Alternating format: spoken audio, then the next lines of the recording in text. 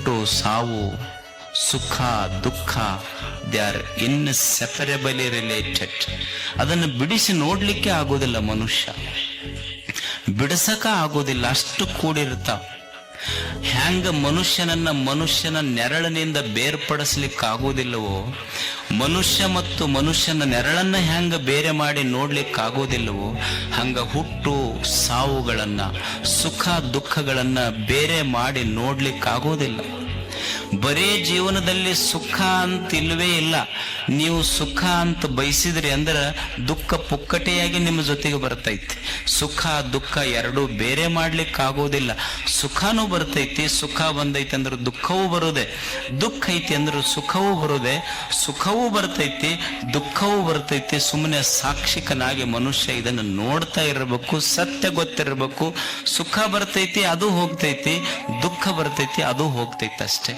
ಏನು ಬಂದೈತೆಲ್ಲ ಅದು ಹೋಗ್ತೈತಿ ಅನ್ನುವ ಜ್ಞಾನ, ವಿವೇಕದ ದೀಪ ತಲೆಯೊಳಗಿರ್ಬೇಕಷ್ಟೆ. ಮನುಷ್ಯ ಈ ವಿವೇಕದ ದೀಪದಿಂದ 2 ಸೂತ್ರಗಳ ಮೇಲೆ ಈ ಜೀವನವನ್ನು ಕಟ್ಕೋಬೇಕು. ಯಾವ 2 ಸೂತ್ರಗಳು ಅಂದ್ರ, ಜೀವನದಲ್ಲಿ ಮನುಷ್ಯ ಕಲಿಯಬೇಕಾದ 2 ಸೂತ್ರಗಳು ಅಂದ್ರ, ಒಂದು ಸಾವಧಾನ, ಇನ್ನೊಂದು ಸಮಾಧಾನ. ಇವೆರಡು ಸೂತ್ರಗಳ ಮೇಲೆ ಮನುಷ್ಯ ಬದುಕನ್ನು ಕಟ್ಕೋಬೇಕು. ಒಂದು ಸಾವಧಾನ, ಇನ್ನೊಂದು ಸಮಾಧಾನ. ಸಾವಧಾನ ಅಂದ್ರ ಎಚ್ಚರ ಇರೋದು, ಸಮಾಧಾನ ಅಂದ್ರ ತಣ್ಣಗಿರೋದು. ಸಾವಧಾನ ಅಂದ್ರ ಎಚ್ಚರ ಇರೋದು, ಸಮಾಧಾನ ಅಂದ್ರ ತಣ್ಣಗಿರೋದು. ಎಚ್ಚರ ಇರಬೇಕು ಮನುಷ್ಯ.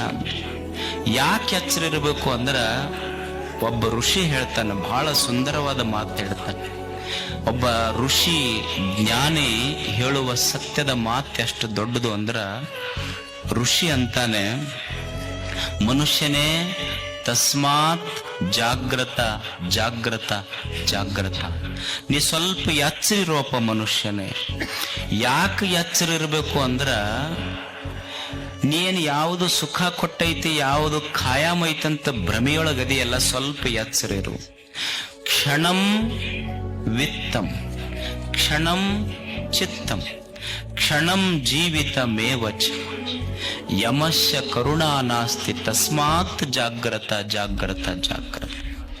ಮನುಷ್ಯನೇ, ಈ ದುಡ್ಡು ನನಗೆ ಬಹಳ ಸುಖ ಕೊಟ್ಟೈತಿ ಅಂತ ಬಹಳ ನಂಬಿ ಬದುಕಕತ್ತಿಯಲ್ಲ, ಸ್ವಲ್ಪ ವಿಚಾರ ಮಾಡಿ ನೋಡು.